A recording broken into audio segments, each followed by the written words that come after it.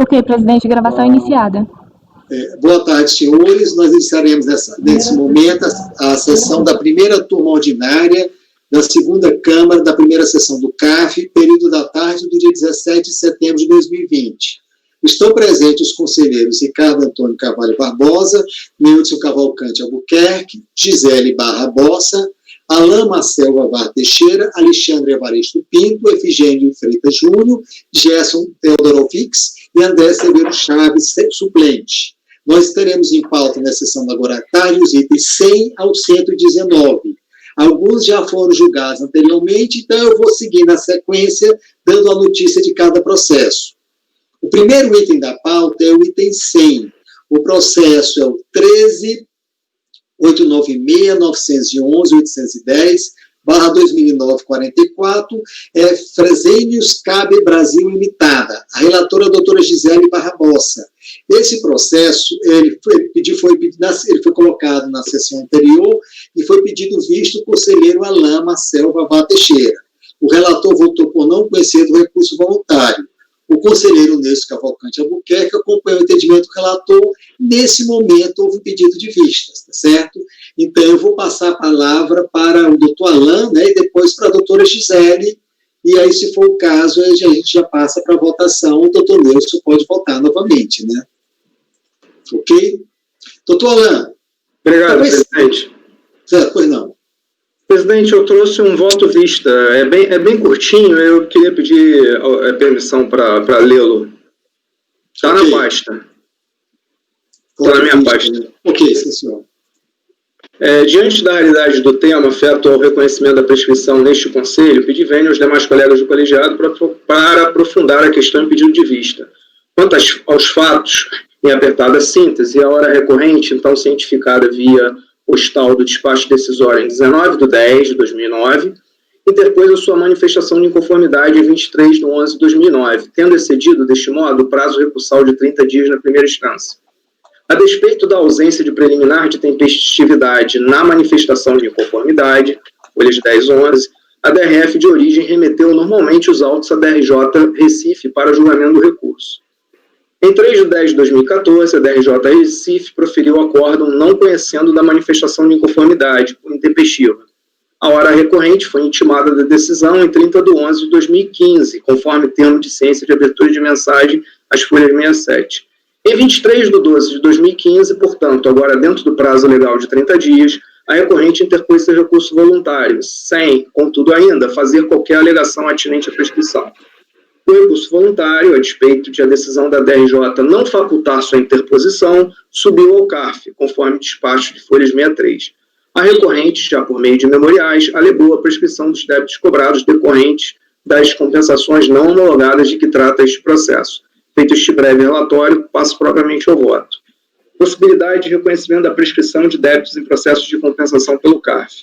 Preliminarmente, deve-se esclarecer se o CARF é competente para reconhecer a prescrição da cobrança judicial de débitos, sobretudo em processos de compensação. Como de elementar sabença, o Código Civil de 2002 tornou a prescrição matéria de ordem pública, podendo ser alegada, portanto, em qualquer grau de jurisdição, como previsto em seu artigo 193. Além disso, a prescrição tributária, conforme disposto no artigo 53 da Lei 11.941, pode ser conhecida de ofício pela autoridade administrativa. Resta esclarecer se, no âmbito do Ministério da Economia, tal competência é atribuída a uma autoridade administrativa em específico, por exemplo, a PGFN, ou se a qualquer outra no exercício de suas regulares funções. A este respeito, cito a Portaria MF 259 de 1990, a qual confirma ser competência da autoridade que tomar conhecimento da arguição. Na hipótese do sujeito passivo invocar expressamente a ocorrência da prescrição, a autoridade que tomar conhecimento da arguição, sobre ela se pronunciará. Na mesma linha, a solução de consulta COSIT 25 de setembro de 2013 reconheceu a competência das próprias delegacias da Receita Federal para conhecerem da prescrição, reafirmando também seu caráter ex officio. Por fim, resta ainda saber se, em processos de compensação, em que o litígio se circunscreve ordinariamente à existência do crédito, é de fato possível fazerem-se apreciações acerca dos débitos cobrados. A este respeito, penso que as questões suscitadas contra os débitos cobrados em processo de compensação extrapolam, via de regra, os limites da cognição, devendo serem objeto de revisão de ofício. Contudo, no caso da prescrição, a despeito de a questão tratar em si dos débitos, o processo de compensação já reúne todos os elementos necessários à cognição na matéria, não havendo, portanto, qualquer óbice ao seu conhecimento pelo CARF. Assim, concluo que o CARF é competente para conhecer da prescrição, devendo-o fazer, inclusive, por dever de ofício, e também nos casos relacionados a débitos cobrados em processos de compensação. Da prescrição no caso concreto. A controvérsia que marcou os debates da sessão de julgamento anterior versou em sua essência acerca de se a manifestação de inconformidade intempestiva e o recurso voluntário perempto suspenderiam ou não a exigibilidade do crédito tributário e, por conseguinte, a prescrição. De fato, o recurso voluntário, mesmo que perempto, deve ser remetido ao CARF para julgamento da perempção, nos termos dos artigos 33 e 35 do Decreto 7235, reproduzidos nos artigos 73 e 74 do Decreto 75 e 74. Então, no artigo 74 do decreto vem assim: o recurso voluntário total ou parcial, mesmo perempto, deverá ser encaminhado ao órgão de segunda instância que julgará a perempção. Por a perempção dever ser conhecida em qualquer caso pelo CARF, é lícito concluir que o recurso voluntário perempto também suspende, em decorrência do previsto dos artigos 35 e 153.3 do CTN, a exigibilidade do crédito tributário, devendo-se aguardar o final do trânsito de segunda instância, aguardar o final do julgamento de segunda instância, quando só então haverá a sua constituição definitiva ou confirmada na homologação da compensação. Já a impugnação intempestiva, contudo, não suspende a exigibilidade do crédito, salvo se for caracterizada ou suscitada a tempestividade como preliminar, como se observa no parágrafo 2º do artigo 56 do Decreto 75/74. Eventual petição apresentada fora do prazo não caracteriza impugnação, não instaura a fase litigiosa do procedimento, não suspende a exigibilidade do crédito tributário nem comporta julgamento de primeira instância, salvo se caracterizada ou suscitada a tempestividade como preliminar. Aliás, a ementa do acórdão de primeira instância reproduziu, inclusive, o texto desta norma processual, indicando que o caso dos autos não se enquadra na ressalva prevista neste dispositivo. Ou seja, a ementa da DRJ é exatamente esse parágrafo 2º do artigo 56. Só que lá no final da ementa vem assim: o que não ocorreu no presente caso. Ou seja, não houve preliminar de tempestividade suscitada na manifestação de conformidade. Como se vê, a impugnação intempestiva e o recurso voluntário perempto possuem efeitos distintos no tocante à suspensão da exigibilidade do crédito. Enquanto o primeiro só suspende a exigibilidade se contiver preliminar de tempestividade, o segundo a suspenderá de qualquer forma, ainda que não traga este tipo de arguição de forma expressa. Especificamente quanto à manifestação de conformidade, dispõe ainda que os parágrafos 10 e 11 do artigo 74 da Lei 9.430, com redação dada pela Lei 10.833, que esta deve seguir o rito do processo administrativo fiscal. Então, transcrevi aqui o dispositivo legal. Assim, parece cristalino que a manifestação de conformidade é, processualmente falando, mesmo que a impugnação. Ambos instauram a fase litigiosa e o próprio processo administrativo fiscal, merecendo nomes distintos apenas para destacar que, no caso, o tema versa sobre a auto-infração, enquanto, no outro, de cobrança em razão de compensação não homologada. A manifestação de inconformidade intempestiva sem preliminar de tempestividade, portanto, não instaura o contraditório nem suspende a exigibilidade dos débitos do processo no qual é interposta, não interferindo, por conseguinte, no fluxo normal da contagem da prescrição. Retornando ao caso dos autos, observa-se que a petição de manifestação de conformidade às folhas 10 e 11 não suscita qualquer preliminar de tempestividade, como, inclusive, bem registrado pela DRJ. Assim, não instaurou o contraditório nem suspendeu a exigibilidade dos débitos cobrados com intimação de ciência do despacho decisório, como também não suspendeu a prescrição. Não tendo sido suspensa a prescrição, resta ainda examinar se houve fatos que possam ter interrompido a contagem nos termos do parágrafo único do artigo 174 do CTN verbis. Então, citei aqui o artigo 174 do CTN. Como se observa, não se detectam quaisquer das hipóteses interruptivas da prescrição no caso concreto. No tocante ao previsto no inciso 4, cabe ressaltar, não se pode considerar que, por meio de recursos administrativos interpostos, a recorrente estivesse reconhecendo os seus débitos em favor da Fazenda.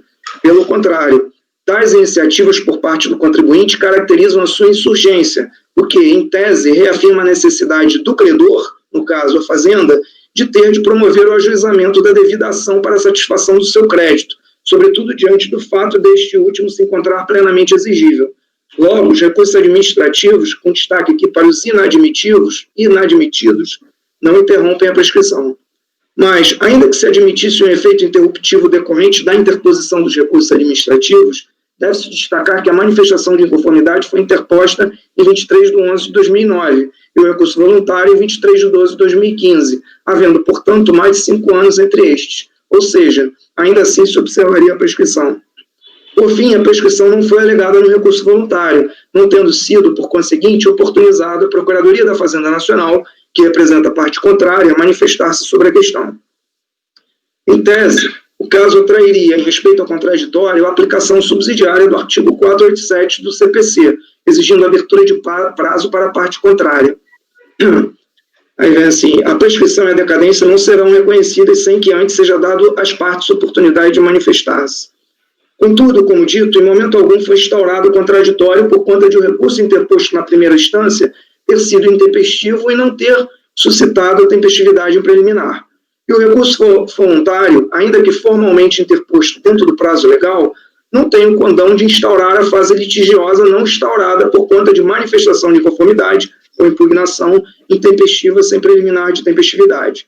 Logo, se não existe contraditório instaurado, inexiste processo administrativo fiscal em sentido estrito, sendo, por conseguinte, dispensável a abertura de vista à Procuradoria da Fazenda Nacional.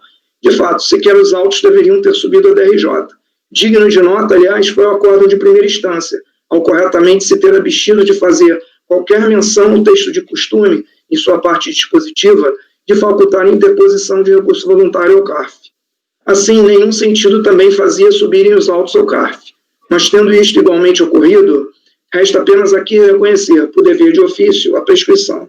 Pelo exposto, voto por não conhecer do recurso voluntário, mas por reconhecer de ofício a prescrição dos débitos cobrados em decorrência da não homologação da compensação de que trata este procedimento, é como voto. Doutora Gisele, pode falar agora, então, que a senhora, o voto original é da senhora. Isso, então, como o contribuinte tinha apresentado essa situação toda em sede de memoriais, né, na véspera aí da última sessão, eu também não tinha tido tempo hábil, mas, assim, Alan, parabéns, eu concordo em grande parte, não em tudo, com o que você colocou. Eu acho que sim, a gente pode, depois a gente conversar também, pesquisar, eu acho que a sua fundamentação está ótima, no tocante à prescrição poder ser reconhecida como matéria de ordem pública, isso a gente sabe, mas no âmbito do CARF, no âmbito desse julgamento, para mim, não é essa a questão.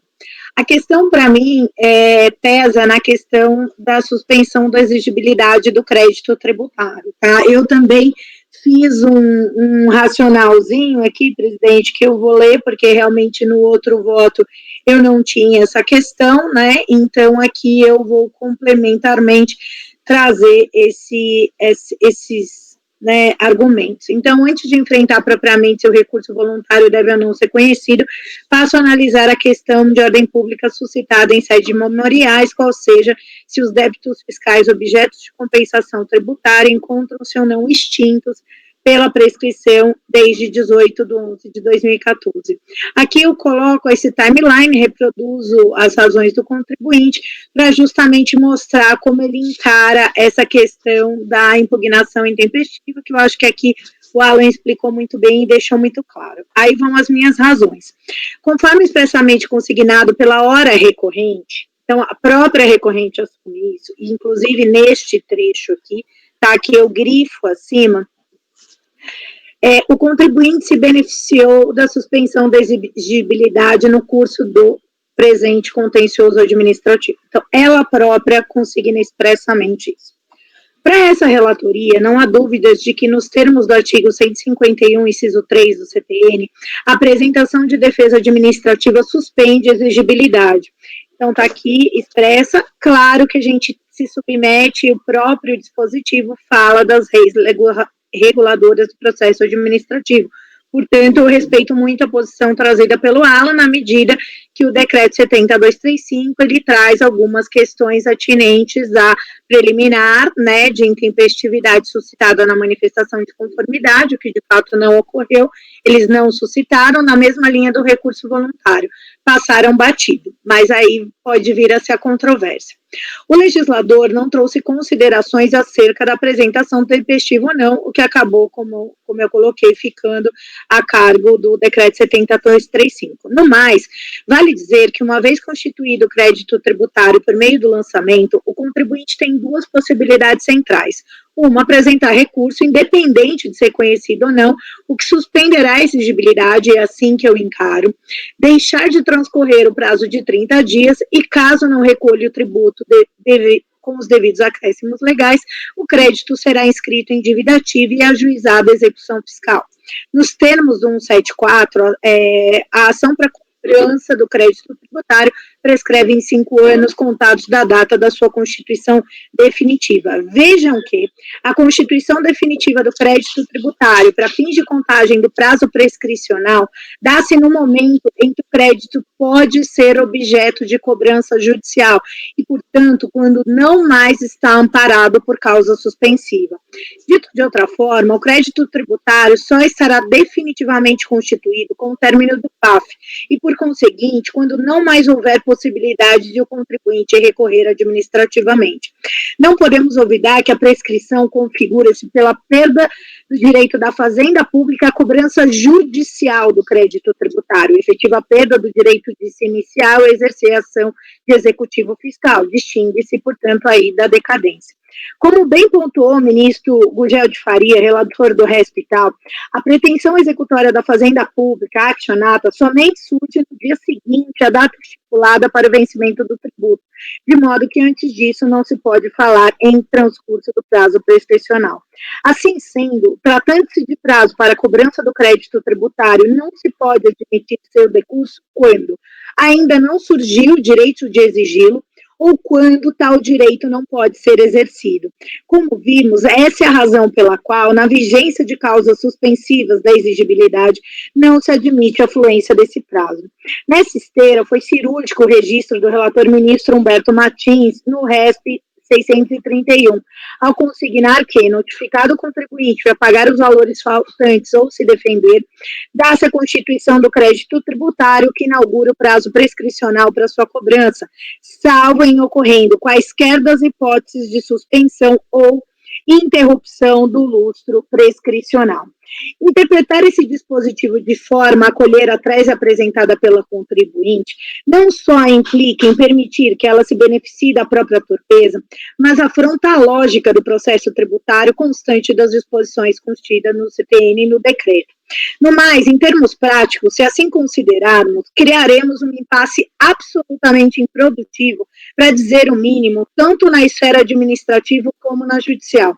Isso porque a douta Procuradoria da Fazenda Nacional cuidará de, em casos análogos, ajuizar o competente executivo fiscal para fins de obstar o decurso do prazo prescricional e dar continuidade à cobrança judicial da dívida, já que o contribuinte não estará mais amparado por causa suspensiva.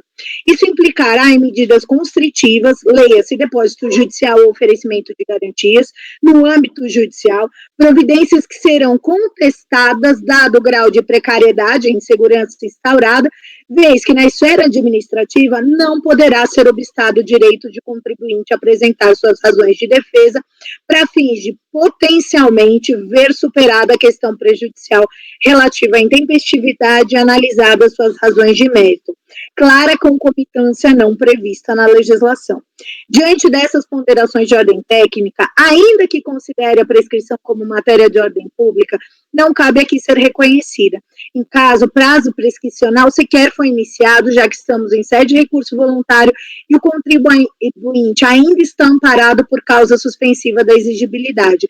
Definitivamente não está concluído o presente contencioso administrativo. Então, em linhas gerais, entendendo, até por uma consignação expressa do contribuinte de estar amparado por causa suspensiva. Eu acho que o seu racional, Alan, está perfeito. Mas, assim, na medida que o contribuinte expressamente consigna que está amparado por causa suspensiva. Fica difícil para mim, está expressamente na petição dele que ele foi amparado. Por outro lado, a gente não teve em sede de manifestação de conformidade, a delegacia tinha que ter acabado o processo ali e iniciado a fase de cobrança. Ela não fez. O contribuinte, deixa ficar quietinho, vamos continuar no contencioso, deixa quieto, a DRJ não vai, né? A DRJ foi julgar o mérito, se é intempestivo ou não. Por outro lado, a DRF se manteve silente, o contribuinte também se beneficiando da causa suspensiva. Então, o que me incomodou aqui foi esse silêncio, talvez, e aí eu acho que foi uma sucessão de erros. Eu concordo que aqui existiu uma sucessão de erros, porque o contribuinte, de fato, não deveria estar amparado. Quando a manifestação de inconformidade não suscitou preliminar, Alan, por isso que é uma discussão muito complexa, que mesmo nessa medida, que sede de preliminar, o contribuinte não traz na manifestação de conformidade a preliminar de tempestividade, por isso que eu assim, eu não discordo de tudo que você escreveu, porque de fato está correto. Só que ali deveria ter acabado o processo administrativo. A própria autoridade fiscal tinha que ter falado, bom, olha, com base no decreto 70235, a manifestação ela foi intempestiva e, portanto, acaba aqui o contencioso tributário, PGFN cobra, o crédito tributário se tornou plenamente exigível.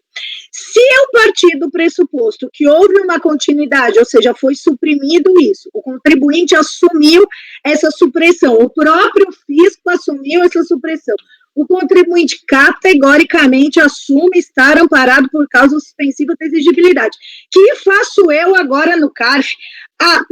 Se não dizer que ele estava amparado até aqui por conta de toda essa historinha amparada por causa suspensiva. Então, se nesse ínterim a PGFN, tá, e aqui eu digo categoricamente, tivesse ajuizado lá na manifestação, né, depois da manifestação de conformidade, o executivo fiscal, sem a Receita Federal ter, até nos termos do decreto 70235, barrado o processo administrativo, eu era a primeira a dizer, olha, está amparado por causa suspensiva da exigibilidade, para o bem ou para o mal, tá, gente? Esse meu raciocínio, ele vale para o bem ou para o mal. Aqui, no caso, está sendo para o mal, mas ele poder para o mal, assim, em desfavor do pleito do contribuinte, mas ele poderia estar sendo para o bem. Então, eu tenho uma preocupação muito grande na medida que na esfera judicial você tem uma série de procedimentos constritivos, né, Alan?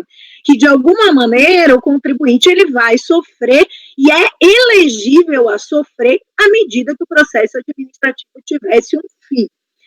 Ali, naquele momento da ausência de alegação.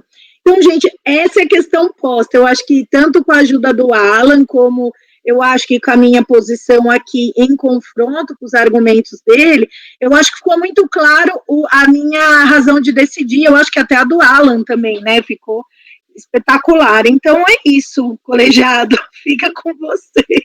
Doutora Gisele, conclusivamente falando, a senhora está contrária à tese que não ocorreu prescrição. Eu acho que não ocorreu a prescrição, porque ele está amparado até o dia de hoje, até a conclusão desse julgamento por causa suspensiva da exigibilidade, coloco isso de forma categórica, né, e expressa. Os dois falaram muito bem, defenderam duas teses bem interessantes. Doutor Neuro, se eu só pedir a palavra. Parabéns, Alan, pelo apanhado que fez de maneira muito didática, né, sintética, sobre a legislação, como eu disse. Parabéns à conselheira Gisele também, bem colocar esses argumentos de profundidade, né, em relação à prescrição. O meu argumento é mais trivial, é mais superficial, né? Sabe, o que acontece? É claro, obviamente, me pode olvidar que a prescrição, decadência, é matéria de ordem pública. Isso significa o quê? Que a autoridade julgadora, o juiz, a autoridade julgadora, pode reconhecer a prescrição de decadência independentemente do pedido das partes. É isso que quer dizer para mim. Só que, para a autoridade julgadora conhecer isso, ela tem que conhecer o processo, tem que existir uma ação. Certo? Se não existir uma ação dando materialidade, certo, à questão, ao argumento, ao problema, se não existir a ação, a autoridade julgadora não pode reconhecer nada, não pode se manifestar.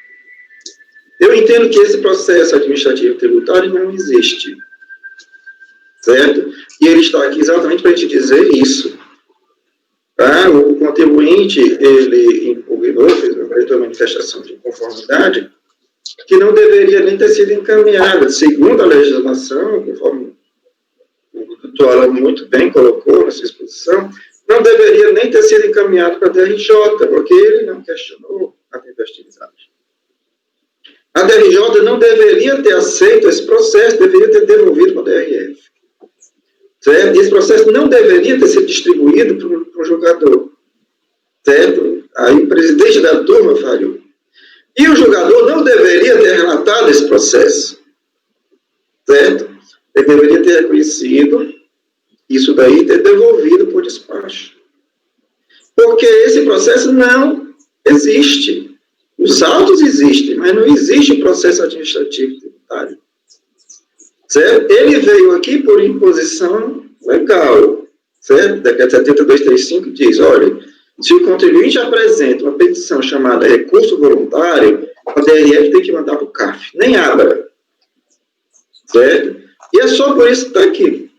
A DRF, aí nesse momento, não podia mais fazer nada. O nosso papel aqui é dizer, não vou abrir isso. Certo? Eu não posso conhecer o processo, o pedido do contribuinte. E se eu não posso conhecer o processo, eu não posso conhecer nenhuma questão de mérito. Prescrição e decadência é mérito. Certo? Sendo mérito, eu só posso me manifestar sobre ela quando eu conheço o processo. E a gente não pode conhecer esse processo porque ele não existe. Ele nunca foi instaurado.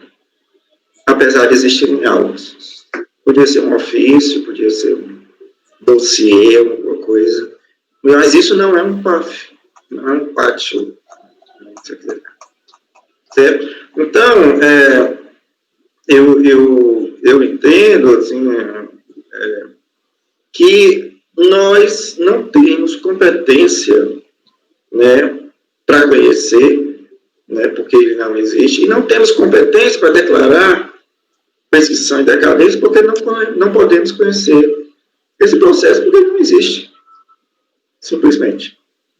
Então, eu só queria colocar mais esse argumento, apesar de ser um argumento não, assim, rasteiro, assim, profundo, do que a senhora Gisele, para mim ele é muito relevante e é para eliminar as questões que ela coloca também. Obrigado, presidente. Ok. Doutora Gisele só quer falar, depois eu vou falar também. Então, Neudson, eu entendo, mas não concordo na medida que, no fundo, então sequer deveria ter chegado. Uma vez que ele chegou, o recurso voluntário foi interposto, eu tenho que analisar esse processo. Eu não acho que eu deveria baixar por despacho. Eu, sinceramente, não vejo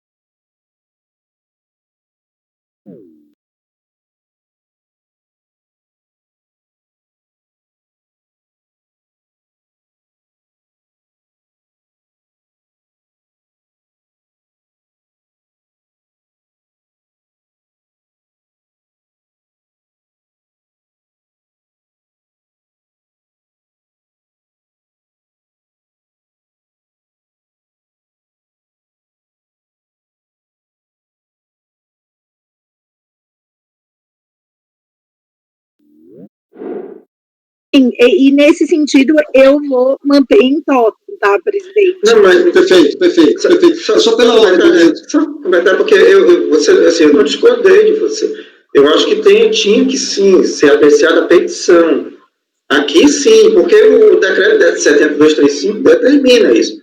Que o despacho não leva à colegialidade. Lá na DRJ, que não devia ter sido nem julgado, devia ser devolvido por despacho na DRJ. Aqui não, porque o 7235 determina. Certo? Mas lá deveria sim, desculpa. Entendi, Neudson. Então aqui, que do jeito que você colocou, é como se eu tivesse que ter feito um despacho aqui. Não, você não, lá na DRJ. Lá na DRJ, isso a gente gente, só que eu estou de ordem aqui, ó. Nós temos 3 pessoas inscritas para falar, tá certo? Doutor Efigênio, doutor André, e eu quero falar também, tá certo? Então, cada um já se manifestou, vamos agora ouvir os colegas. Né? Efigênio vai falar, doutor André, depois eu quero falar um pouco também. Doutor Efigênio, a palavra está com o senhor. Doutor André está na frente. O doutor André estava na frente? Então, doutor André, então.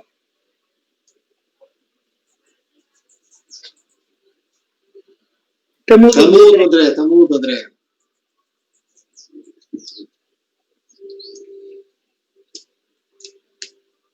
Está mudo, André, ainda está mudo. Será que ele está congelado? Não, está congelado, não. A cabeceira está mexendo. Doutor André continua mudo. André, tem um botãozinho aí, o F8. Vê se a luzinha do F8 está acesa. Se tiver, aperta no F8 aí.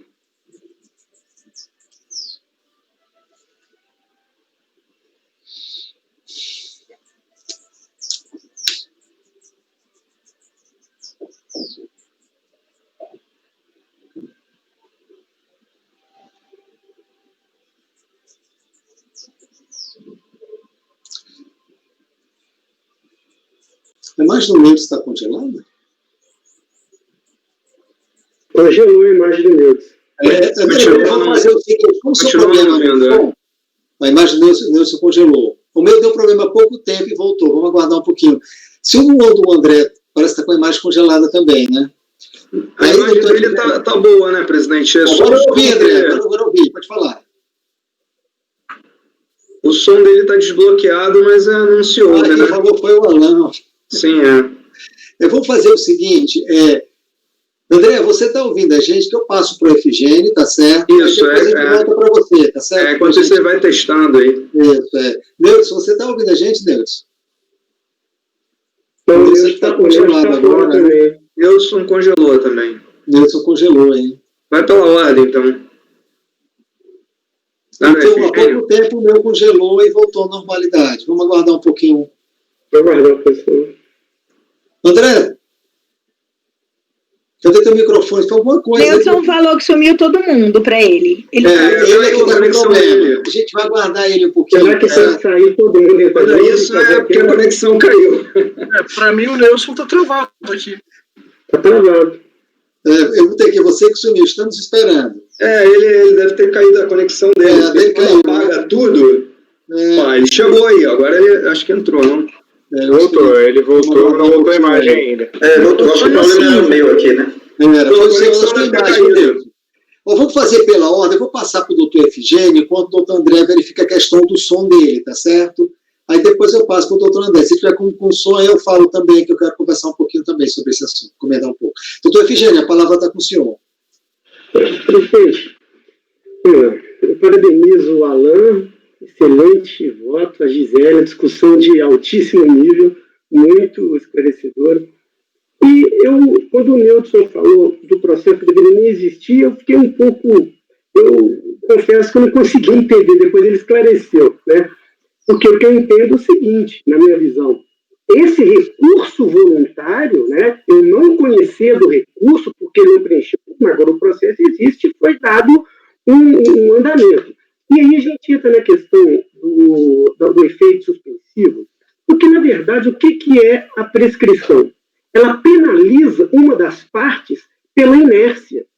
E aí, quando houve essa questão da perempção, vamos lembrar que isso é uma garantia para o contribuinte. Ele não se conformou com aquilo, o legislador entendeu por bem atribuir a ele essa garantia de efeito suspensivo. Então, nesse período, ele poderia ser cobrado, em hipótese alguma, ele poderia ser cobrado, ainda que tivesse uma falha nesse processo. Tá certo? Mas ele estava protegido. Ainda que fosse alegado esse erro, propõe execução para ele, em hipótese alguma. Por quê? Ainda com erro, a legislação garante a ele o efeito suspensivo. Consequentemente, se estava suspenso, ele não poderia ser cobrado. Por outro lado, a Fazenda não pode ser penalizada com a inércia. Efigênio, parece que o Neudes pediu a palavra, e não sei se é alguma coisa de ordem que ele quer falar. Perfeito. Neudes, algum problema aí? Você quer falar? Não, eu só me inscrevi para falar depois. Você quer falar depois? Não, mas aí vamos pela ordem. Do que Efigênio... Sim, claro. Obrigado. Nada. Então, presidente, já concluindo, então, eu entendo que, nesse caso, se eu considero a prescrição nesse caso, eu estou penalizando a Fazenda, e aí vale aquilo para ambos os lados, seja a Fazenda, seja contribuinte. Eu estaria penalizando pela inércia, porque, na verdade, não houve essa inércia. Né? E aí, só finalizando agora, Neudes, com relação àquela questão, eu entendi completamente agora que, quando você fala do processo, era aqui no CARF, na verdade, o recurso. Né? Então, são essas as minhas considerações, e parabenizo os dois pelas ponderações. Muito interessante mesmo. Doutor André, está podendo falar agora? Nada?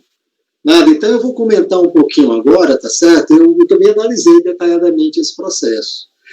Alguns dados são bem interessantes. Ela não falou, vou só repisar um pouco aqui nas minhas anotações. O pedido de compensação foi 7 de outubro de 2009. O termo de ciência foi 19 de outubro de 2009. Tem uma R aí, está na folha 57. Aí apresentou uma manifestação de conformidade em 23 de novembro de 2009, né, que é para de 19 de outubro, 23 de novembro, eu olhei, caiu no meio da semana, fica uma coisa que não fiz feriado que pudesse dar, tá manifestamente intempestivo, né. A DJ Recife foi claro, o acordo da DJ Recife é o dia 3 de outubro de 2014, né, e ela faz menção exatamente à interpretação antiga da Receita, né, que é a impugnação intempestiva não instaura a fase litigiosa, tá entendendo? Aí o interessante, o que eu acho que até aí tudo bem, né? Eu acho que até o contribuinte poderia até alegar a prescrição neste momento. Ele apresenta o problema que me incomodou, foi ele ter apresentado recurso voluntário, né? Por quê? Porque a prescrição se interrompe, se suspende. Uma das formas de interrupção da prescrição, está lá no CTN, no artigo 174, né, parágrafo único, inciso 4, por qualquer ato inequívoco, ainda que extrajudicial, que importe reconhecimento do débito pelo devedor. Quer dizer, ele quando vai com recurso voluntário, ele está dizendo, olha, eu reconheço que ainda está esse débito em aberto, mas eu quero discutir que eu acho indevido essa compensação. Esse dado me incomodou, foi o primeiro aspecto que me incomodou, está entendendo? O segundo aspecto que me incomodou foi a seguinte questão, a gente pode reconhecer isso de ofício? Não tem dúvida, a lei, então o Alan citou também, o artigo 53 da 11.948 de 2009 diz a prescrição de créditos tributários pode ser reconhecida de ofício pela autoridade administrativa. Antes, a gente tinha essa dúvida, eu sei disso porque eu entrei na Receita, fui trabalhar na área de arrecadação, a área de arrecadação é cobrança. Aí tinha uma portaria de 1980 que dizia que a gente não podia reconhecer de ofício a prescrição. Isso foi mudando, foi evoluindo e com a lei 11.941 isso mudou realmente, isso pode ser reconhecido com ofício. Mas eu acho que aqui tem um detalhe diferente, vamos supor o seguinte, foi lavrado uma infração, o crédito tributário está decaído, ele não podia lançar. Mesmo que o contribuinte do recurso ele não questione a decadência, se eu houver que houve a decadência, eu posso reconhecer de ofício, está entendendo? Mas aqui seria uma prescrição ocorrida no curso do processo administrativo fiscal, e esse detalhe eu acho bem diferente. Eu acho que no momento que essa matéria tem recurso para o CARF, e a gente aceitou esse recurso, está entendendo? Não cabe mais a gente estar reconhecendo a prescrição. Então, eu volto também no sentido, já estou antecipando, eu sou muito no sentido que a doutora Gisele falou, está entendendo? Apesar do análise do doutor Alain, perfeito, excelente, as citações brilhantes, então, também até tinha anotado, né, são duas soluções de consulta da Receita Federal que tem sobre isso, né, tem uma que é a 25 de 2013, né, que ele fala que o poder incerto no artigo 53, não 11.941, deve ser interpretado como poder-dever. Então, o poder-dever da autoridade fiscal administrativa. Eu acho que a autoridade fiscal administrativa, sim. Mas o contribuinte, ele insistiu, mesmo sabendo que a DJ não ia tomar conhecimento. Não, eu quero discutir esse recurso, está entendendo? Então, ele mostrou o conhecimento da dívida e mostrou o conhecimento que ele queria discutir. Então, esse aspecto, para mim, é relevante e, nesse caso, eu não vejo como Nós, dentro dessa situação, eu acho que é diferente quando ele é lançado decaído, tá entendendo? A gente pode reconhecer de ofício. Mas eu imaginar que eu vou reconhecer uma prescrição durante o contencioso que teria função a suspender a exigibilidade, não. É de se estranhar realmente essa sucessão de outros que aconteceram lá na delegacia, tá entendendo? Porque que ele encaminhou esse processo e depois ele passou muito tempo para dar ciência, foi outro detalhe que me incomodou bastante. Mas a partir do momento que vem para um recurso voluntário, eu entendo que a gente não pode reconhecer a prescrição e acho que, nesse caso, ele se manifestou e houve também o inciso 4 do parágrafo 1 do artigo 174 do CPM. Eu passo agora para o doutor André, depois a gente vai, alguém que é o doutor Neucio estava pedindo a palavra, eu volto para o Neucio, está entendendo? O Alan quer falar de novo e depois eu coloco em votação. Eu acho que esse ator já foi discutir. Doutor André, será que a gente consegue ouvir o senhor agora? Presidente, eu estou aqui temporariamente pelo celular, parece que está prejudicado aqui pelo computador. Na realidade, só queria realmente reiterar o que a conselheira Gisele falou, e ela foi bem certeira ao dizer que o contribuinte não poderia se beneficiar da própria torpeza, né? Ele entrou com uma manifestação de inconformidade intempestiva e, utilizando-se dessa intempestividade, está pleiteando o reconhecimento da prescrição do crédito, sendo que durante todo o trâmite do processo administrativo ele encontra-se com exigibilidade suspensa e até onde eu vi não houve nenhum ato da administração pública exigindo esse crédito tributário. Então, realmente, para mim está muito claro essa questão de não reconhecer essa prescrição. Tenho uma certa dúvida se a gente seria realmente competente para reconhecer isso, vez que se trata de um débito de decomp, né? É uma situação que é bastante controversa até na Câmara Superior, mas ultimamente vem até entendendo a Câmara Superior pela discussão do débito, né? Mas eu nem chegarei a esse ponto. Eu acho que como o crédito está com exigibilidade suspensa, realmente não se faria sentido reconhecer a prescrição. Então, acompanha adiantando aqui. Obrigado, doutor André. Tá bom. Muito bem, deu para ouvir bem. Doutor Neucio, depois doutor Alain, e se for o caso, a gente coloca em votação, tá entendendo? Certo, obrigado. Essa transparência, quando eu falei de processo, não estou falando dos autos do processo. Estou falando do processo, a categoria jurídica, que é o espaço onde as partes vão debater e se apresentar perante o juiz para que seja solucionada a lide. É o espaço onde ocorre a lide, certo? Em que esse espaço ocorre dentro de determinadas regras. É um espaço jurídico, um espaço fictício. Esse é o processo, esse é o encaminhamento da lide, certo? E isso é uma coisa. Outra coisa são os autos do processo, que são os documentos que registram essa lide, certo? Os autos existem, eu não tenho dúvida, né? Só eletrônico existe, tem número, né? Foi formalizado, protocolizado, os autos existem.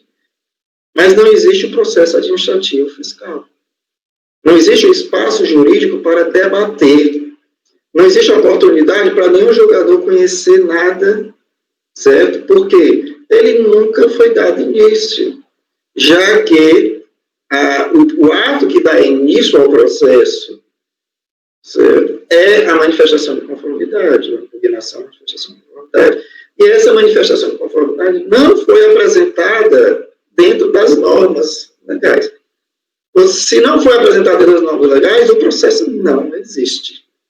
Certo? É só por isso que o juiz não conhece por intempestividade, ou porque ele não existe.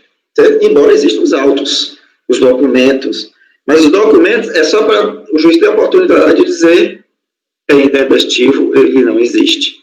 Não há debate, não há litígio, não há litigância. Nenhum juiz pode prolatar decisão de mérito ali. Certo? A única decisão que ele pode prolatar, decisões intercorrentes e essa decisão, dizer, é baixa definitiva ou intempestividade, certo? Que não, sem análise de mérito, note que não é mérito, Certo? Então, se o processo não existe, se esse ambiente jurídico para debater, né, para que a lide seja materializada, seja dada a decisão, se isso não existe, porque a impugnação é intempestiva, a gente não pode conhecer nada de mérito. Prescrição e decadência é mérito. Certo? É isso que eu quero dizer com o processo não existe, porque ele nunca existiu. Embora existam os autos desse processo, mas não é um PAF. Certo? Não se debate aqui o crédito tributário, a compensação, não se pode debater. Certo? A única coisa que se pode debater é essa tempestividade, mas que já foi decidida. Então, é isso que eu quero dizer. Agora, em relação à prescrição em si, já que foi desenvolvido mais ainda essa matéria, qual é o meu entendimento?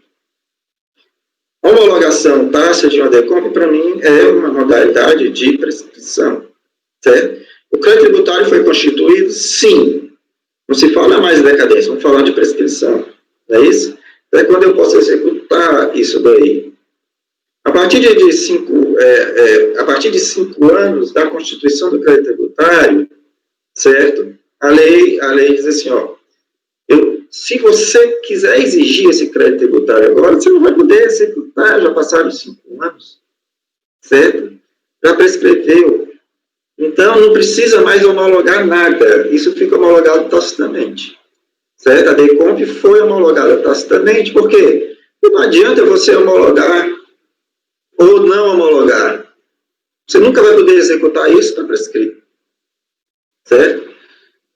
Para mim, essa é a ideia da homologação tácita. Bom, aí você pode dizer, bom, vamos analisar aí. Essa homologação tácita ocorreu? Sim. Ocorreu essa prescrição? Sim. Certo? Eu sei, como eu sou uma pessoa, sei disso porque eu tive informação. Poderia ter lido a matéria no jornal, não, mas li aqui um documento que correu aqui nos autos do processo. Sei. Mas eu, como juiz, não posso dizer nada sobre isso. Certo? Quem vai poder dizer algo sobre isso seria um juiz de uma vara de execução fazendária. Se a fazenda quiser executar, por algum motivo, quiser executar isso, aí o juiz vai poder dizer, não, eu não vou executar porque está prescrito. Foi constituído tal, e você está pedindo, está executando só agora, 5 anos depois. Aí a fazenda vai poder dizer, por quê? Devido à petição, o juiz fazendário vai poder dizer, por quê? Porque foi uma petição da Procuradoria da Fazenda ao juiz, e o juiz vai poder se manifestar sobre isso. A gente não mais, certo? A gente não tem mais, porque a gente não tem mais espaço sobre isso. A gente, que eu digo julgador, a gente, que eu digo turma de julgamento. Não temos mais espaço para reconhecer isso, porque no âmbito administrativo não existe esse processo. Não existe meios para receber essa decisão. Entende? Porque o procedimento se encerrou 30 dias depois da ciência do despacho decisório. Certo? E, por ausência de impugnação, manifestação de conformidade, não surgiu o processo. Então, o procedimento se encerrou ali. Certo? Novamente. O que está acontecendo agora é uma decorrência de um erro. Materialmente, né, é uma decorrência de vários erros. É esses erros que eu estava dizendo que ocorreram na DRF e na DRJ. Aqui não. E aí, repetindo, viu, Gisele? Eu em nenhum momento pensei que a solução aqui seria devolver por despacho de forma alguma. A gente tem um recurso voluntário, a gente tem que apreciar o recurso voluntário. Certo? Mas a DRJ não era para ter julgado esse processo, na minha opinião. Não era. Porque numa impugnação, manifestação de conformidade intempestiva, a única matéria que a DRJ tem competência para se manifestar é sobre a tempestividade, se ela foi arguída. Entende? Há uma limitação de competência da DRJ. Ela só tem competência para se manifestar sobre a intempestividade, e se a intempestividade não foi arguída, entende? Ele vai se manifestar sobre o quê? É por isso que não deveria nem ter ido para a DRJ. A DRF não deveria nem ter mandado. É por isso que a DRJ não era nem para ter recebido, era para ter devolvido para a DRF. O presidente da turma não era nem para ter distribuído, era para ter devolvido para a DRF. E o conselheiro e a turma julgadora, o conselheiro relator e a turma julgadora, não era para ter julgado, era para ter devolvido para a DRF. Por conta desse erro, esses documentos, esses autos, estão aqui. Mas eles não abrigam um processo administrativo fiscal, porque o processo administrativo fiscal nunca foi constituído, nunca existiu. Certo? É por isso que eu acompanhei a relatora no sentido de não conhecer o recurso voluntário, tá certo? Porque no recurso voluntário, porque não existe mais matéria que a gente possa conhecer no recurso voluntário. Porque não existe nem processo. A gente pode, materialmente, a gente não pode nem receber. Obrigado. Ok, doutor, obrigado. Esse aqui, só pela ordem, tem o Efigênio, o Alain e a doutora Gisele. Eu acho que a gente pode votar, né, que já está bem madura a discussão, né? É o Efigênio. É o Efigênio primeiro? Doutor Efigênio. É só para finalizar, é bem rapidinho. Eu acho que nesse caso, com a questão do efeito suspensivo, isso se assemelha muito a gente considerar a prescrição intercorrente no processo administrativo. Seria uma espécie de prescrição intercorrente. Entendeu? Porque está suspenso. Se eu considero que, por ela ser intempestiva, e eu passo a contar aquele prazo, desde o início, e estando suspensa, é como se eu tivesse atribuindo uma espécie de prescrição que não se consolida nesse caso. Era só Aqui é o próximo, é o Alain ou é a doutora Gisele? O Alain, né? Presidente, você bem breve. Não, na verdade, era até para ele responder, fazer uma partezinha na hora ali, mas eu acabei não fazendo, preferi esperar para a minha vez novamente. Não, é só um detalhe, é que quando o recurso voluntário foi interposto, já haviam se passado mais de 5 anos, né, entre a interposição do recurso e o recurso voluntário, né? Então, que seria o prazo da prescrição, esse era um detalhe. Outro detalhe que eu queria consignar é que nós sabemos que, por exemplo, a prescrição criminal, ela só pode ser conhecida pelo juiz, né? Mas a mim me parece que a prescrição fiscal, ela não precisa ser conhecida pelo juiz. Esse é só um detalhe, assim, né, que eu estou colocando aqui. Ela pode ser conhecida pela autoridade administrativa, né? Bom, da minha parte, eu só apenas vou reiterar, né, meu voto, minha posição, que, no meu entender, decorre da aplicação de uma interpretação literal do artigo 74 do decreto 75/74, que nos vincula, né? De modo que eu vejo que, assim, no meu entender, enfim, a exigibilidade não foi suspensa naquele momento, né? Claro, entendi.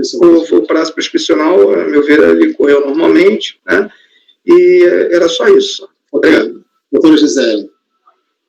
Eu concordo, Alan, que a gente aqui teria, sim, competência para analisar a prescrição. Acho que é matéria de ordem pública. Para mim, eu estou bem convencida com relação a isso, e aí data vênia dos que entendem de forma diversa. Tanto é que eu coloco isso de forma expressa também nas minhas razões.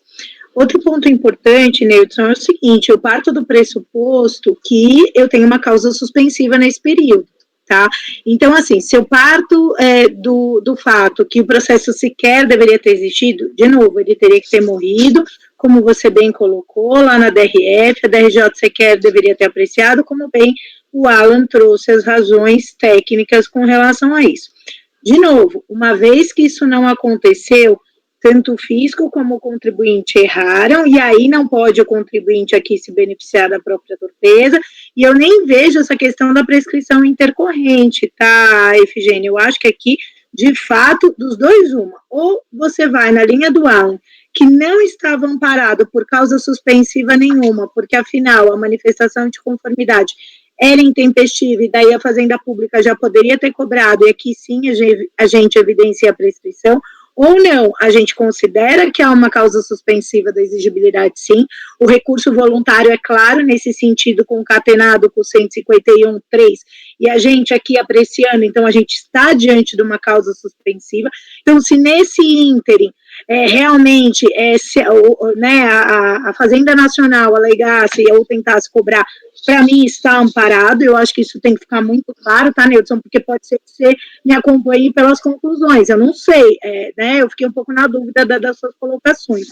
Fato é que, para mim, estamos amparados, e por estarmos amparados, eu não entendo que o prazo prescricional se iniciou, tá? Só para fechar o raciocínio.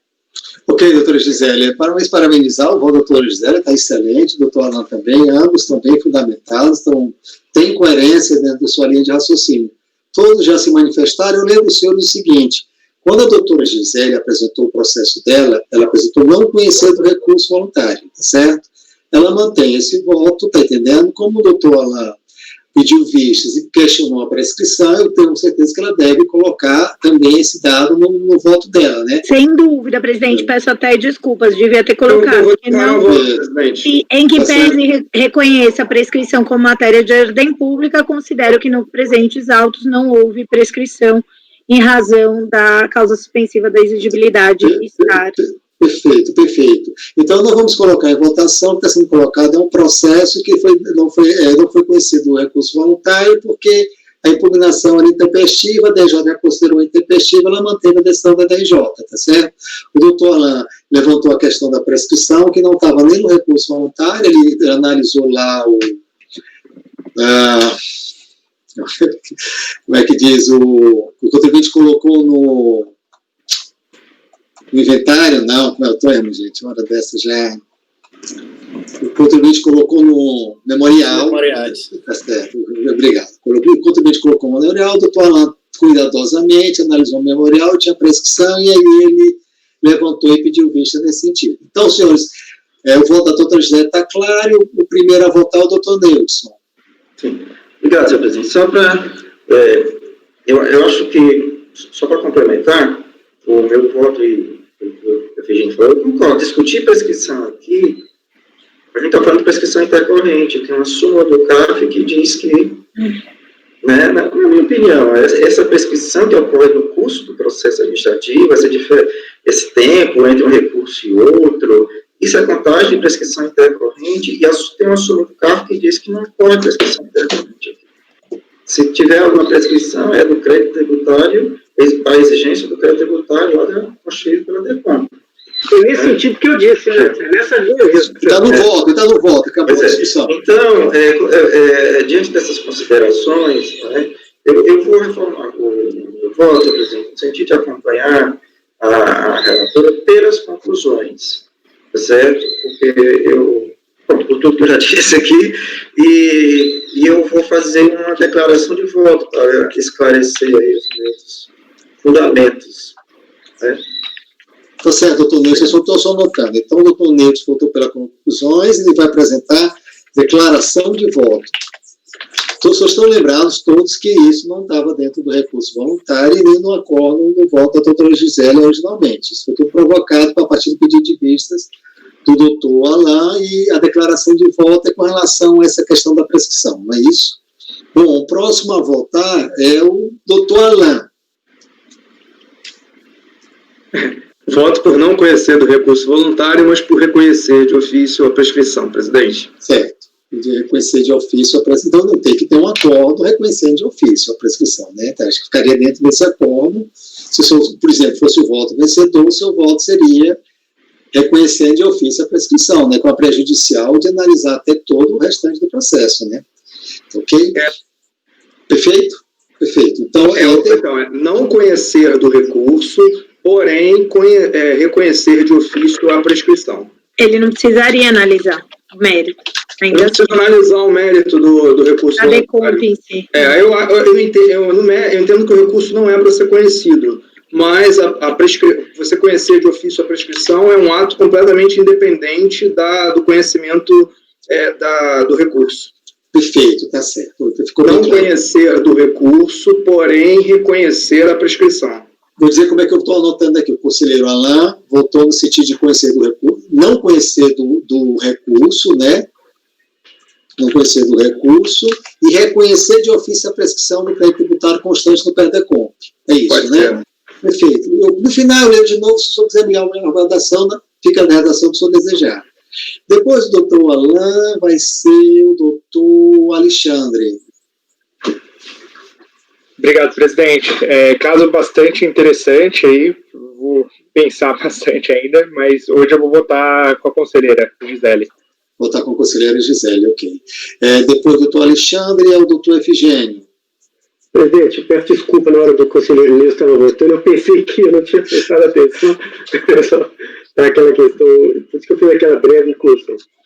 Quando eu falei da prescrição intercorrente, foi exatamente no sentido, não que seria propriamente dito, porque a prescrição intercorrente que acontece no curso do processo. E por que nós não temos um processo administrativo? Exatamente porque ele está suspenso desde o início, seja por bem ou por mal. Então, se assemelharia nesse sentido. E por considerar que estava suspenso, né, não houve essa prescrição. Eu acompanho a relatora, presidente. Acompanho a relatora também. Depois do doutor Efigênio, é o doutor Jefferson. Bem interessante essa questão mesmo. Tenho refletido um pouco sobre esse assunto, mas nesse momento eu vou acompanhar a relatora em totem. Ok. E o doutor André? Presidente, eu vou acompanhar integralmente a relatora. Ok. Eu também vou acompanhar integralmente a relatora, tá certo? Deixa eu ver se aqui está tudo ok. Decisão. Acordo dos membros colegiados com a maioria de votos e não conhecer do recurso voluntário. Não é isso, doutora Gisele? O conselheiro Alain votou por não conhecer do recurso voluntário e reconhecer de ofício a prescrição do crédito tributário constante no PRDCOMP.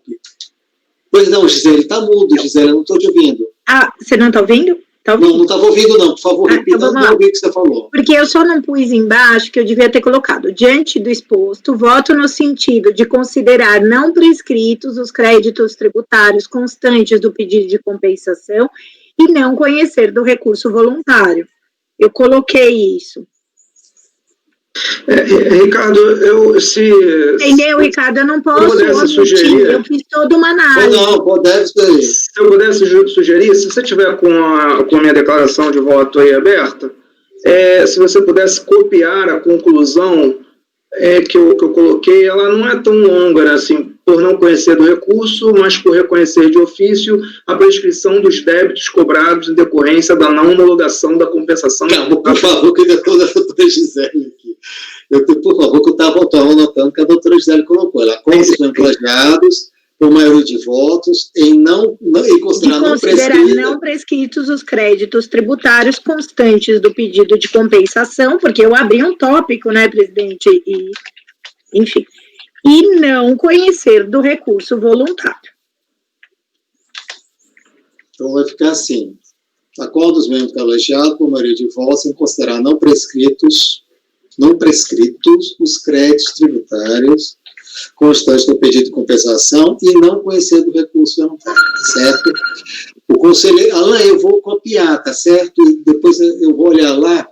Então, votou por não conhecer do recurso e reconhecer de ofício a prescrição. É basicamente isso, eu vou ver se eu copio lá. Quando for um acordo lá, qualquer coisa, você dá uma olhada. O conselheiro Neudson votou pelas conclusões da relatora e o conselheiro Neudson vai apresentar uma declaração de voto. É isso, senhores? Eu também, né? Ah, o Alexandre também? Eu, Alain. O Alan. Tem que constar da ata que eu vou declarar o voto. Perfeito. Porque o voto que eu li vai entrar como declaração de voto. Perfeito. Como constar que eu também vou declarar voto. Não existe, né, o voto vista, né? Eu pensei que se tivesse o voto vista, né, ele entraria, né? Mas o voto vista é a declaração de voto, né? Então fica assim: os conselheiros Neudson e Alain irão apresentar a declaração de voto. Fechou? Fechou, então. Eu vou só fazer uma pequena correção aqui. Alain, deixa eu ver se eu abrir esse teu arquivo aqui para eu dar uma olhada. Gisele, você vai disponibilizar o teu texto novo? Já está, na verdade. Entre e sai, eu só arrumei a conclusão, porque já estava com essas razões. Eu sempre dou uma ajustada, né, no texto. Eu acompanhei por ele. O novo lá, eu acompanhei por ele. Então... Não, eu nem abri. Ai, devia estar aberto. Pode abrir, Neudson. Eu salvei até... Eu vou copiar logo.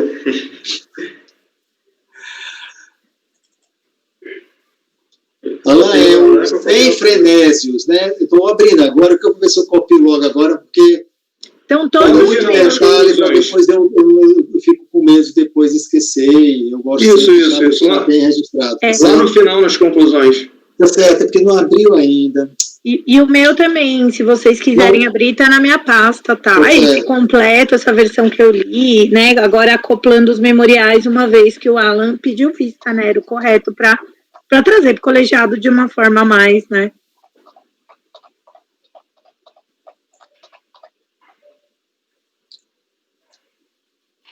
Estou copiando aqui, viu, Alan? Só já para deixar o seu... Eu sei que é isso aqui, ó. O conselheiro Alan votou por não conhecer do recurso voluntário, mas reconhecer de ofício a prescrição dos débitos cobrados em decorrência da não homologação da compensação de que trata este procedimento. Pode cortar o de que trata este procedimento, porque vai ficar muito grande no acordo. Pode parar na compensação. Ótimo. E talvez, presidente, harmonizar, né? Porque eu usei o termo crédito tributário constante. Era bom. Porque, na verdade, é o que está... de débito, porque crédito tributário a gente chama mais quando está falando da autoinflação. Não sei, uma sugestão. Eu também eu acho que melhor colocar débitos, porque não tem crédito e débito. Isso aí, senão fica então, meio ambíguo. Eu só abri para ver o que de crédito tributário só na autoinflação. Pronto, vou ver se eu termino aqui, para a gente passar para frente. Eu tiro o meu crédito e põe débito. Tá certo. Ó. Acordo dos membros do colegiado, por maioria de votos, em considerar não prescritos os débitos constantes do pedido de compensação e não conhecer do recurso voluntário. O conselheiro Alan votou por não conhecer do recurso voluntário, mas por reconhecer de ofício a prescrição dos débitos cobrados em decorrência da não homologação da compensação. O conselheiro Neudson votou pelas conclusões. Os conselheiros Neudson e Alan irão apresentar a declaração de voto. Fechou, gente? Então, deixa eu copiar isso aqui, que esse processo, se não me engano, é paradigma. Bom, esse mesmo resultado, já estou copiando aqui, vai servir para o processo, que é o 101, que é o 3896-911-811/2009-99, também que é de Fresenius, Cabe Brasil Limitada. Ele está sendo votado, ele vai estar sendo votado sobre a questão do sistema de recursos repetitivos. Serve para o processo 102 também, que é o processo de número 3896-912-423-2009-25, que é do mesmo contribuinte, para o processo 103, que é o processo 3896-912-424-2009-70. Ok? Concluída a votação desses processos, o próximo item da pauta é o 104. Esse processo é o do Supermercados Caetano Limitada, é o 10.830.914.754/2012-71. Esse processo já foi julgado, tá certo? Na sessão de 16 de setembro de 2020. Então, vamos passar para frente. O processo 105 é um recurso da sistemática de recursos repetitivos, é o mesmo resultado do 104 da sessão de 16 de setembro. Isso acontece com o processo 106. O próximo processo da pauta é o 107.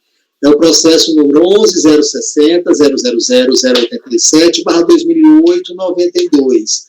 Recorrente é Sociedade Carite Elite São Francisco de Assis, Zona Norte. A relatora é a conselheira Gisele, e esse processo, o julgamento desse processo, servirá como paradigma para os processos constantes no item 108 e 109. Eu, de imediato, passo a palavra para a doutora Gisele. Obrigada, presidente. Vamos lá, já está na pasta também. Estou tentando lembrar aqui. O auto de infração, ele visa a exigência de multa regulamentar lançada isoladamente sobre esse valor de 62.568.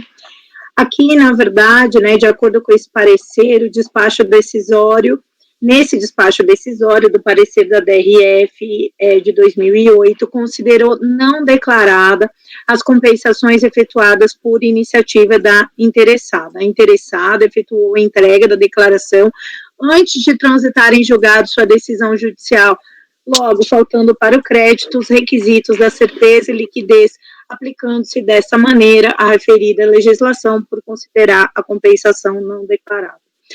Qual vai ser a diferença desse processo? Aqui a DRJ na mesma linha, mantém a multa isolada por considerar não declarada, e a contribuinte, ela vem e traz vários argumentos de aplicação, falando, né, para afastar a aplicação do 170A, tentando trazer que houve alguns vícios mas isso, se vocês me permitirem, eu vou para o voto e aprecio. E a maior questão aqui, gente, é o seguinte, que quando da exigência dessa multa isolada, porque, imaginem, a declaração de compensação, ela foi transmitida numa data em que ainda não estava vigente a MP 135, e, portanto, não tinha ainda o disciplinamento da exigência da multa isolada.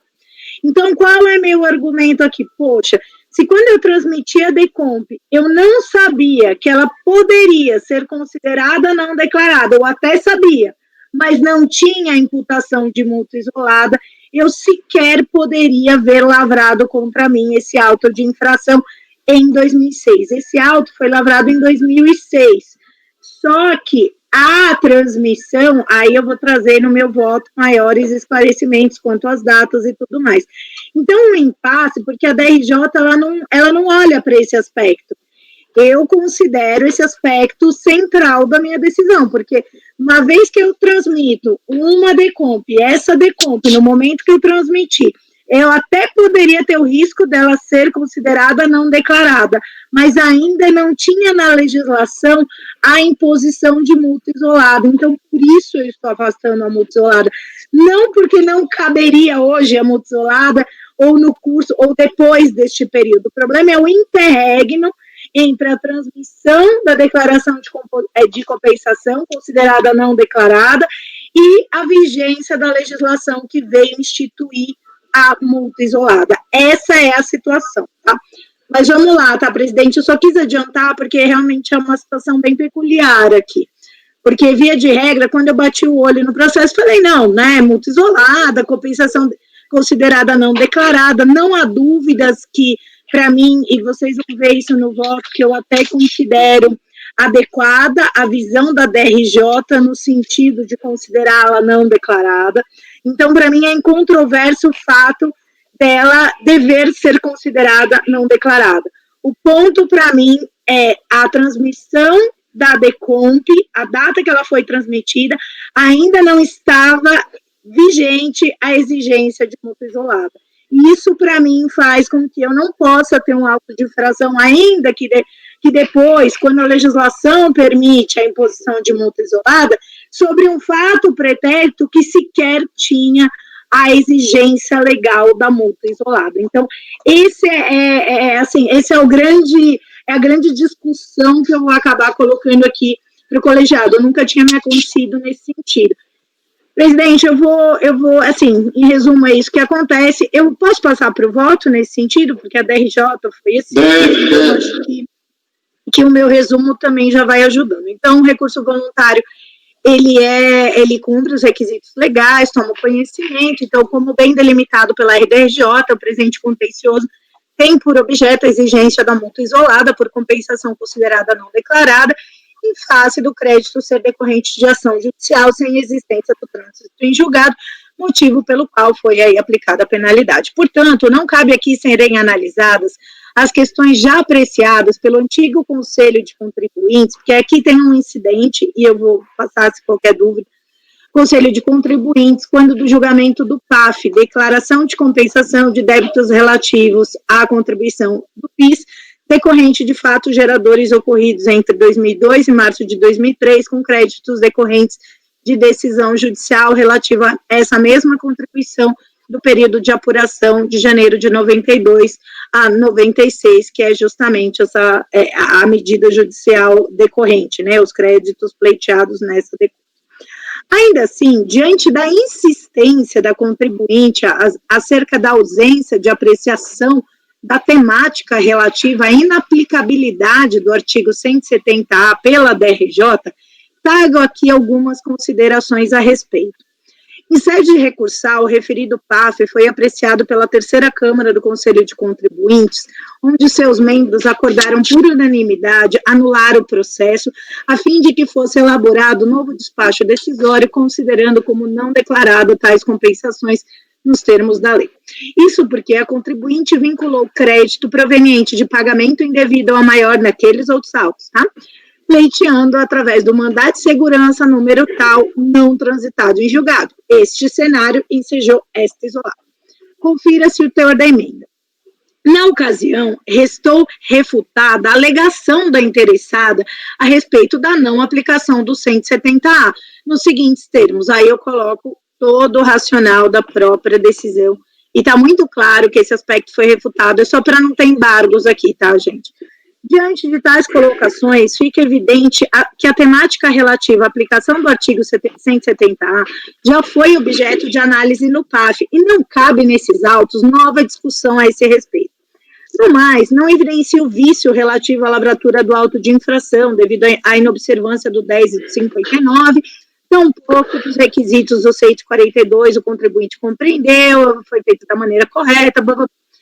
No tocante à aplicação da multa isolada propriamente dita, assim se manifestou o voto da decisão de piso. Então, ele veio e fala que a partir da vigência da 135 de 2003, quando, né, a gente poderia vir a ter a exigência da multa isolada decorrente de compensação indevida, considerada não declarada, enfim, ele faz toda a retrospectiva da legislação.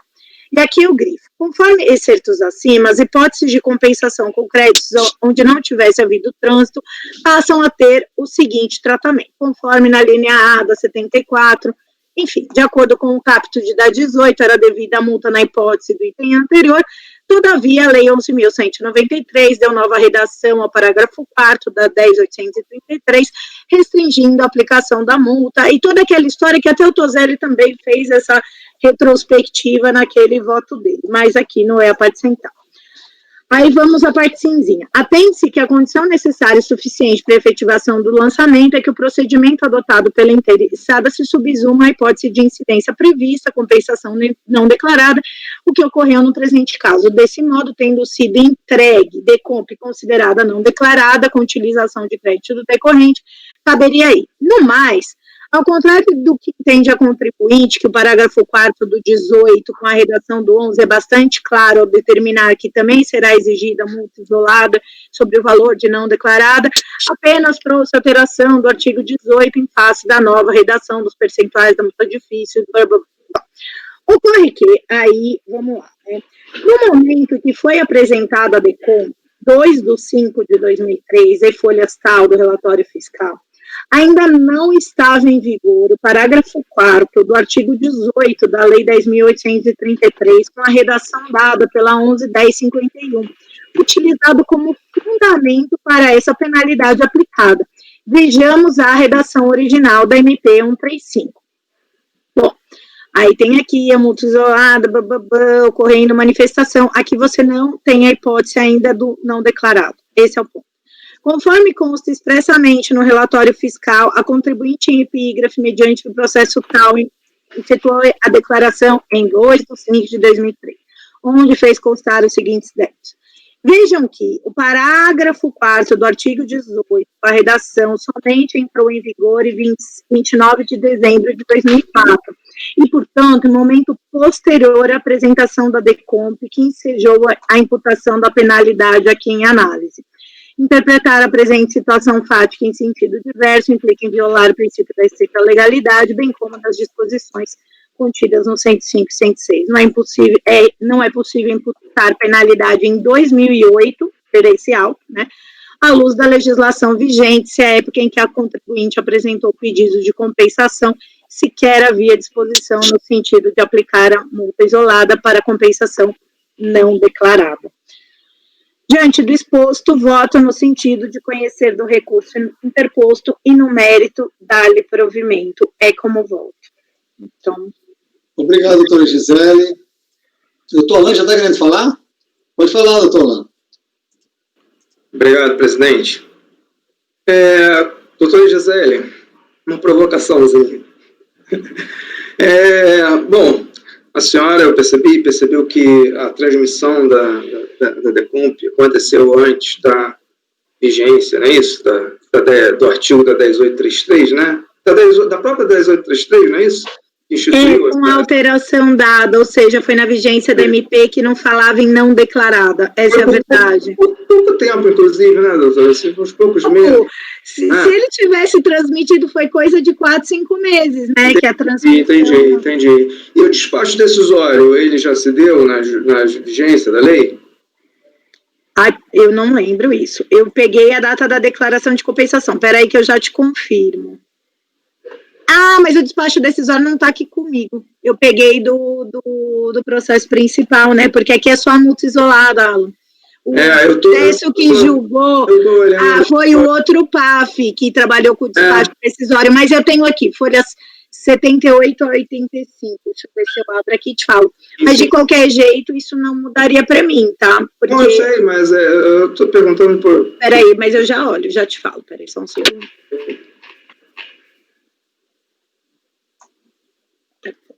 Aqui.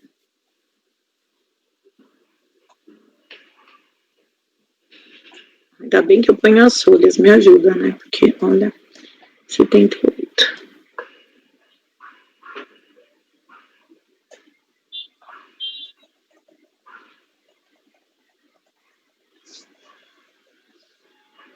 Que eu amo.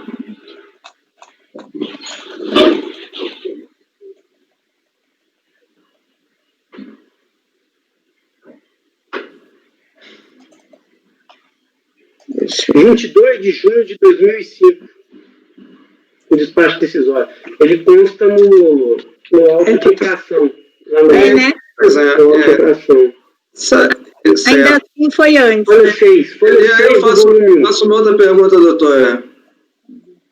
Doutora, a senhora não acha que a recorrente poderia ter retificado e cancelado essa declaração ao saber que a penalidade, que tinha sido aplicada uma penalidade na hipótese, né, e tudo, enfim, ela estava espontânea, né, apesar dela ter transmitido antes da lei, quando a lei entrou em vigor, ela ainda estava espontânea, ela poderia ter cancelado, né, de modo que a provocação que eu faço qual o momento da consumação dessa infração? É no momento da transmissão, ou é no momento em que há um ato de ofício, quando então é proferido o despacho decisório? Porque até a data do proferimento do despacho decisório, que o despacho decisório foi azarado, o contribuinte estava espontâneo. Ele poderia ter retificado e cancelado o perde-a-compra, não? Ele já sabia que ele estava, tipo assim, a compensação dele ainda estava sob análise. Ele já sabia que a penalidade passou a vigorar uma penalidade que só é aplicada quando se consuma, que é quando existe um ato de ofício. E quando não existe ato de ofício, o contribuinte, a rigor, né, desde que ele não suprima tributo, ali, etc., ele está espontâneo, né? Enquanto não existe um ato de ofício ali cobrando ou verificando a homologação, ele está espontâneo. Então, teoricamente, não sei, eu tô levantando essa questão, eu queria... Quer dizer, a doutora Gisele sumiu, é isso? Eu estou vendo, o Neilson está ouvindo, Neilson? Já pediu até a palavra, o Neilson. Né? Não, tudo bem, ela saiu aqui, então eu vou passar a palavra. Aí a Gisele, então vamos aguardar, desculpa, eu estava lendo aqui o processo, é bom a gente aguardar ela um pouquinho, né? Sim. Vamos aguardar, porque ela é relatora, né? Eu acho que esse caso é bem relevante, ela acompanhar as discussões. Então, eu vou passar logo a palavra para o Neilson, tá ok? Viu, Neilson? Assim que a Gisele chegar, era bom que você entrasse na sala e aparecesse a imagem. Não sei se você está com algum problema mais sério. Deixa eu falar, mas eu estou dando uma olhada aqui. Não, tá certo. Eu estava dando uma olhada no processo também. Mas... A Gisele acabou de mandar uma mensagem. É interessante esperar a Gisele. Claro, sim, vamos esperar ela.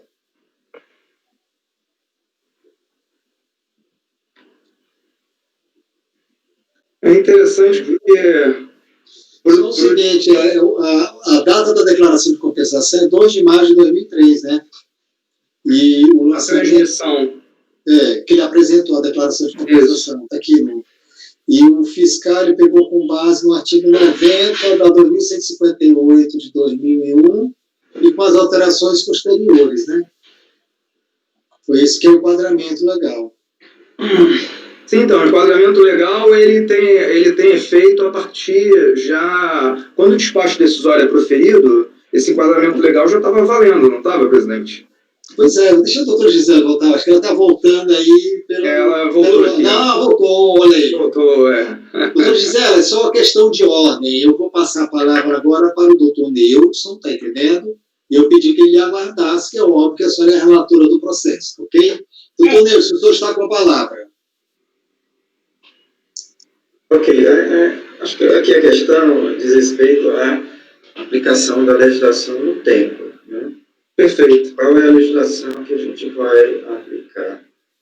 Tratando-se de legislação, de uma infração, né, ou seja, de uma sanção, eu entendo que a legislação a ser aplicada é a legislação vigente na época do ato infracional.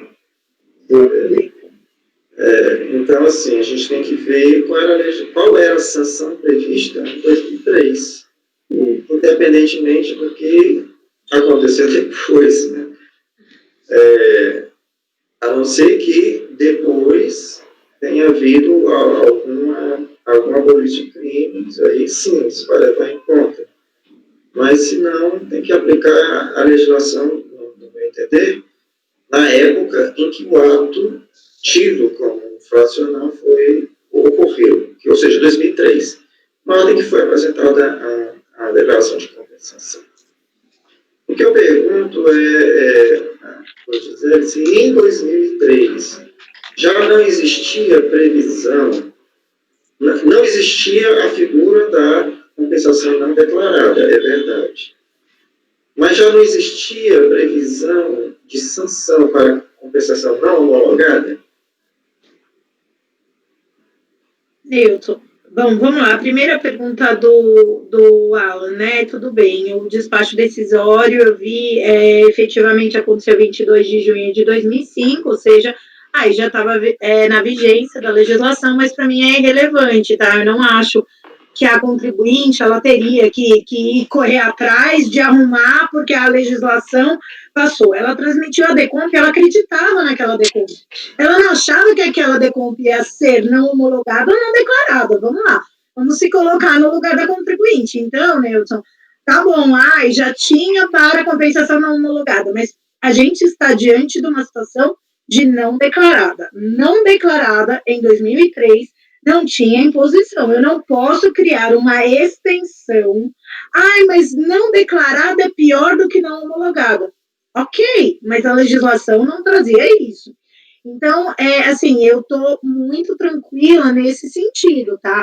Eu não acho que não caberia multa isolada ou que não existia. Mas vejam, veio legislação posterior, de forma muito clara, em 29 de dezembro de 2004, para daí sim vincular a não declarada multa isolada. Então, dali para frente, você pode exigir a não declarada multa isolada. Dali para trás, que você exija da não homologada, como previsto na legislação. Agora, veio o ato em 22 de junho de 2005, dizendo que ela é não declarada. Ou seja, não há dúvidas que é não declarada. Eu, no meu voto, deixo claro que é não declarada. Sendo não declarada, a multa isolada não existia no período. Então, eu não acho, Newton, da mesma forma que eu não acho que o termo inicial é o despacho decisório, porque, no fundo, a contribuinte acreditava que aquela era uma DECOMP bacana, seja, né, não seja elegível a não declaração, a não homologação propriamente dita. Então, assim, eu vejo desta forma. Deixa eu só complementar aqui, por que eu fiz essa pergunta? Porque, na verdade, a declaração foi considerada não compensada inicialmente, certo?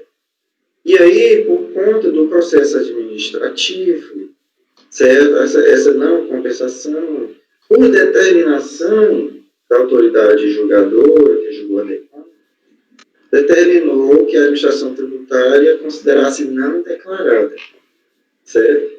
Então, assim, o ato mesmo, originalmente, foi considerado não compensado, entende? Essa é a característica da época, assim, você vai aplicar a sanção da época, mas eu entendo que você deve aplicar o critério jurídico da época, Então, mas qual é o critério fático, Nilson? É não declarada, é trânsito e julgado. Não existia não declarada. Como é que eu vou dizer que ela é não declarada? Em 2005, no despacho decisório, existia não declarada. Sim, mas no despacho decisório existia não declarada. Veja bem, a gente tem que caracterizar o ato quando ele ocorreu. A caracterização jurídica do ato é quando ele ocorreu. Ele ocorreu em 2003, a gente tem que olhar a legislação de 2003. Isso, em 2003, ela apresentou uma declaração de compensação, apresentando o direito creditório, extinguindo o crédito tributário sem ter o direito. Certo? Essa configuração fática, essa digamos, o fato, a conduta é essa, independentemente da caracterização jurídica. A conduta é essa. E segundo a legislação da época, né, isso daí cabia uma multa isolada, certo? Que é quando ela não é compensada, quando de fato ela foi não compensada, certo? E alterou-se a caracterização jurídica depois. Ora, se eu estou aplicando a legislação da época, eu tenho que ver os fatos da época, não o que aconteceu depois. Se você vai dizer, não, porque ela foi considerada não declarada depois, então vamos considerar a legislação sancionadora da época em que foi convertido para não declarada. Sim, o 105 e o 106 me permite isso. Eu não vou criar uma sanção quando a lei não me impõe uma sanção. Não, claramente Então, eu não posso aplicar multa isolada aqui. Essa é a minha pergunta. Em 2003, já não existia multa isolada por declaração não compensada? Não existia. Só a partir de 29 de dezembro de 2003 que passou a existir multa isolada por compensação considerada não declarada. Este é o ponto. Não, eu estou pensando... Vocês dão uma informação aqui, se puder facilitar. Se você olhar, tem um termo de verificação fiscal do auto de infração, está entendendo? Ele está se você abrir o processo, está no volume 1. Então, o fiscal, ele cita exatamente o enquadramento legal que ele colocou, tá certo? Ele colocou o artigo 90 da medida provisória 2158/35/2001 e faz a sequência, toda a análise da legislação superveniente, tá entendendo? Então, ele fala, ele cita primeiro o artigo 90 da medida provisória 2158/35/2001, sobreveio o AMP 135 de outubro de 2003, que descreveu as hipóteses que se aplicam ao artigo 90, depois ele fala que a MP de 2003 foi convertida na lei de 10 de 1973, manteve a sua legislação sobre a necessidade, por sua vez, o artigo 18 da 10 de 1973, o artigo 74 da 9430, foram alterados pela 11, ele faz todo um histórico, tá certo? Ele não aplicou aquela multa própria da compensação não declarada. Ele pegou a multa do artigo 90 e a evolução dessa multa, que é o artigo 90 da MP 2158/35/2001.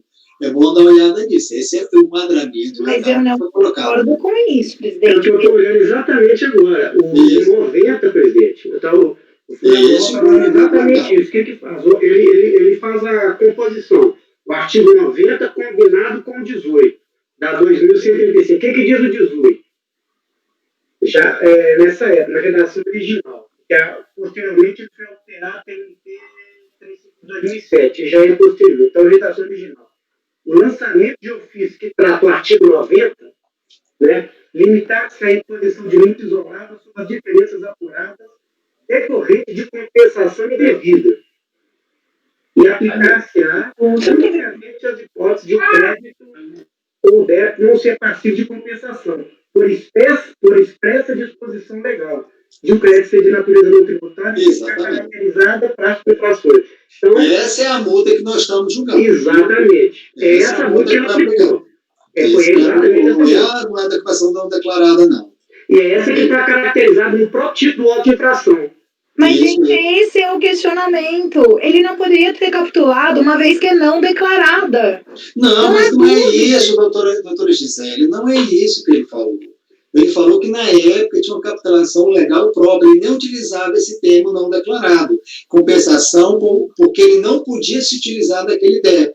Depois é que veio a figura da não declarada. Então, essa multa já existia. Ela não aplicou uma legislação superveniente para uma conduta do passado, não. Eu vou ler o da DRJ.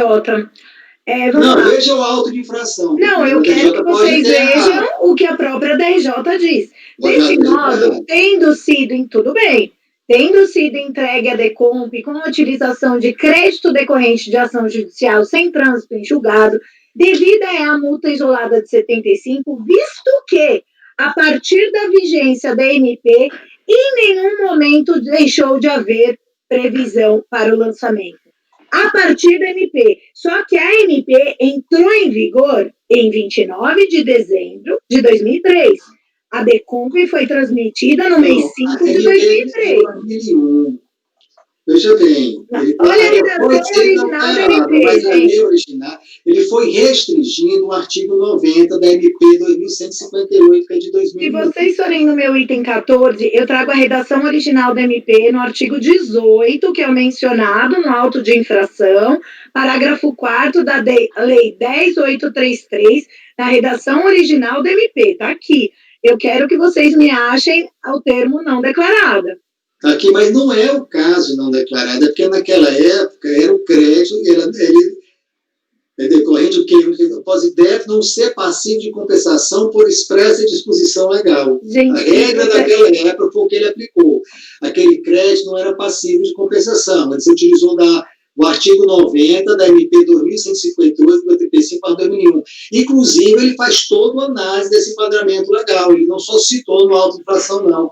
Se vocês olharem no termo de verificação fiscal, ele faz toda a análise da base legal, ele justificando por que achou o artigo 90.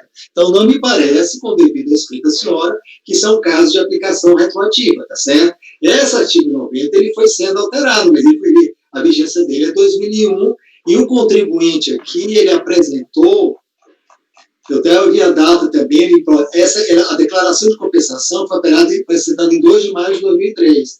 Então, me entendo, na minha visão, que a lei estava vigente nessa época. Essa lei foi sendo alterada. E foi que ele faz referência a isso.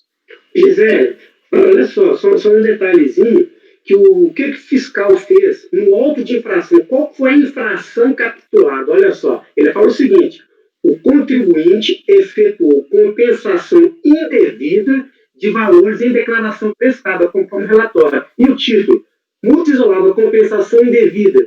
Entendeu? Ele sequer usou o texto. Ótimo, gente. O fiscal foi conveniente. Desculpe, então ela não. Porque não existia isso. Gente, desculpem. É compensação não declarada. A gente tem uma decisão do processo que eu faço menção aqui, deixando muito claro que é compensação não declarada.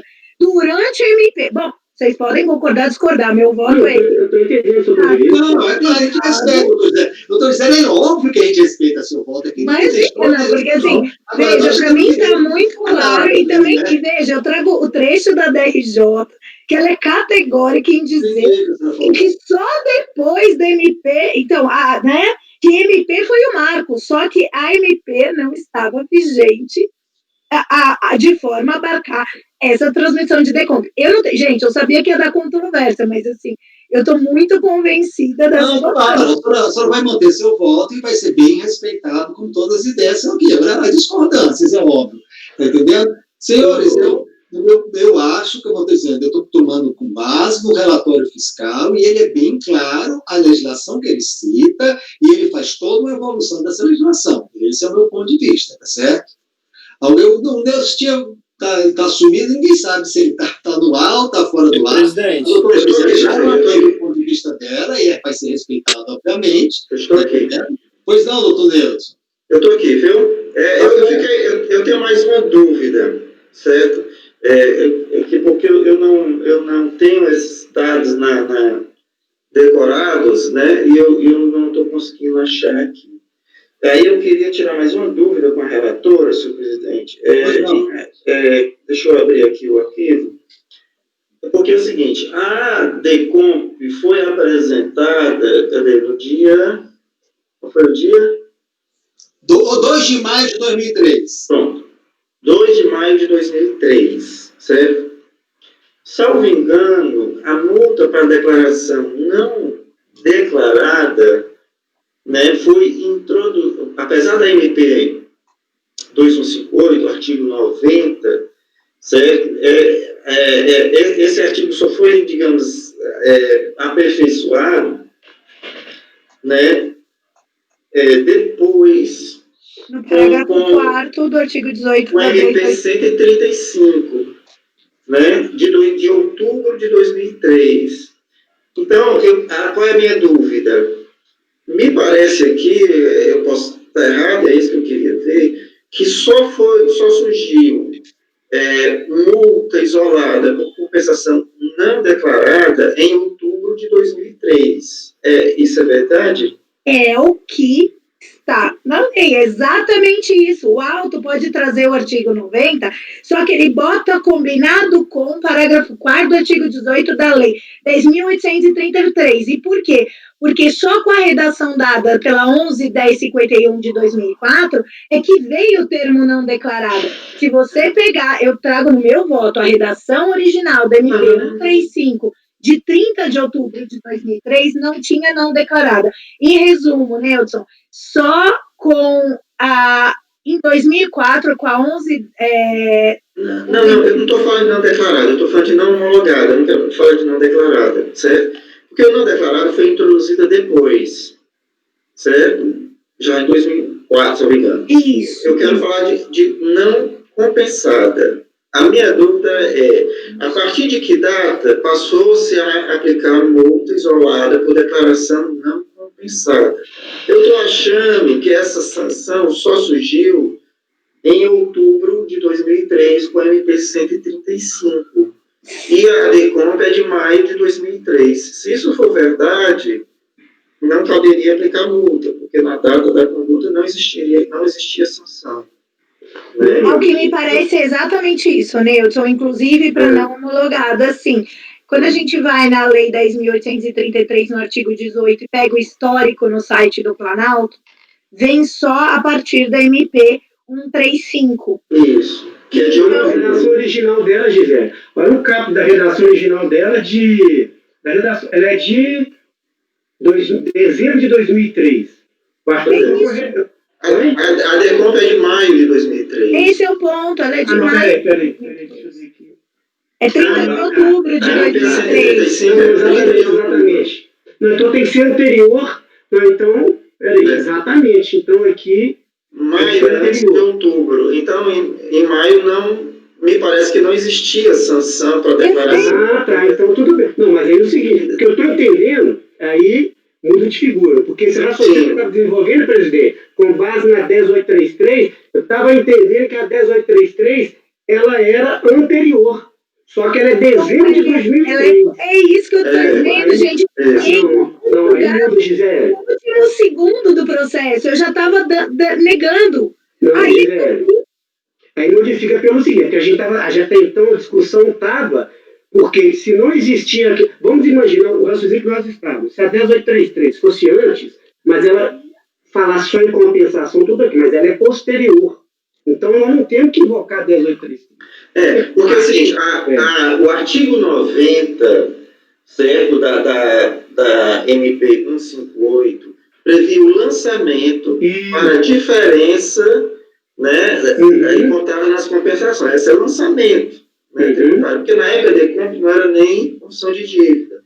Aí a diferença tinha que lançar, certo? E aí, depois, com a MP 135, é que veio a sanção. Quer dizer, além de eu lançar o crédito tributário, que no caso não precisava mais lançar, porque passou a ser confissão de dívida, eu vou lançar a multa isolada. Mas, pelo que eu estou vendo, isso só passou a existir em 30 de outubro de 2013 e a DECOMP é de maio. Não, exatamente. Não sem falar em não declarada, porque eu acho que isso só... Eu acho que a questão do não declarado está superada. Neudson, para você é irrelevante, você vai direto, entendi. Também está correto, o resultado vai dar exatamente a mesma coisa. Porque o que eu defendo é, essa imposição só passou a acontecer em 30 de outubro, com o MP, depois do MP 135. Então... Não, exatamente, é posterior. Eu estava entendendo que a 10.833 era antes. Eu tinha prestado atenção nesse detalhe. Não, gente, foi um pulo do gato que eu vi no último minuto. Falei, gente, mas... E o que me chamou mais a atenção foi essa redação da DRJ que eu vi para os senhores. falando, então o MP em nenhum momento, a partir da vigência, viu, Nilson? Isso eu transcrevo da DRJ. A partir da vigência do MP, em nenhum momento deixou mais de haver previsão para o lançamento. Perfeito. Concordo com a DRJ. A partir de dezembro, lá de outubro, 30 de outubro de 2003, eu concordo com a DRJ. Antes disso, não. E aí, opa, tá mudo, presidente? Tá mudo? Colegas, uma questão de ordem, por favor. Porque eu acho que já não vou ter problema com a transmissão, tá certo? Deixa eu só a questão de ordem aqui, quem quer falar, o doutor Alain, depois o doutor André, tá ok? Depois a gente pode colocar em votação, que eu acho que eu tenho que parar a gravação um momento, tá certo? Que a moça vai pedir para sair, aí eu retomo a sessão e a gente faz a votação, tá? Eu boto para os dois colegas, o Alain e o André, que querem falar, tá entendendo? E depois eu coloco em votação, tá bom? Pode ser assim? Então, a nossa caminha do apoio é a Amanda. Amanda, eu vou parar a gravação para que você possa sair. Mas, por favor,